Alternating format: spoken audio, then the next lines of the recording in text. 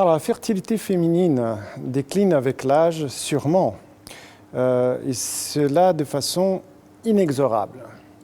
La situation est que cette perte de fertilité est liée plutôt à la fonction ovarienne. L'utérus ne vieillit quasiment pas. Ce sont les ovaires qui, avec le temps, vont perdre leur capacité à produire un ovocyte de qualité suffisante pour que la grossesse puisse s'installer. Il faut savoir que le processus de perte folliculaire, pas simplement quantitative, mais aussi qualitative, peut démarrer très tôt dans la vie de la femme. D'ailleurs, il faut savoir qu'à la naissance, la petite fille est dotée d'un potentiel important de follicules de l'ordre de 450 000. Et puis, si vous imaginez une femme déjà de 30 ans, elle aura plus que 33 000 follicules dans ses ovaires. Et puis, à 40 ans, 7 800. Donc, la perte est importante.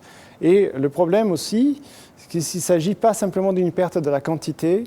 Avec l'âge, surtout au-delà de 35 ans, nous observons aussi une diminution du potentiel de l'ovocyte lui-même à générer un embryon équilibré sur le plan génétique, apte donc à donner origine à une grossesse évolutive. Alors, la femme de plus de 40 ans va sûrement avoir plus de difficultés à avoir une grossesse évolutive et une naissance. Ça, c'est indiscutable pour deux raisons, parce que, comme nous avons expliqué, elle est dotée de moins de follicules, mais aussi l'ovocyte qui contiennent ces follicules, ces ovocytes sont moins aptes à devenir un embryon de bonne qualité. Il faut savoir qu'à partir de 35 ans, nous observons, pour des raisons d'ailleurs mal connues, une diminution de la capacité ovocytaire à générer des embryons aptes à s'implanter.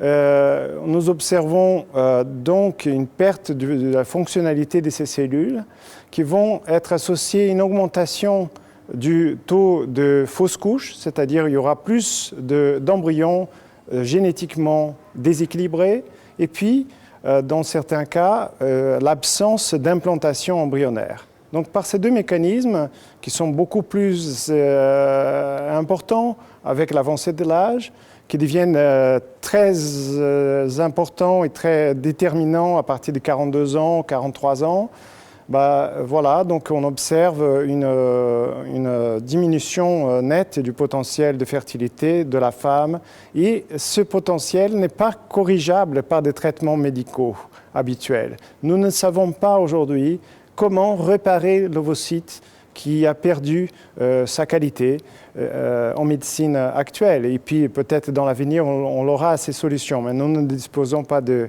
traitement pour ces patientes aujourd'hui.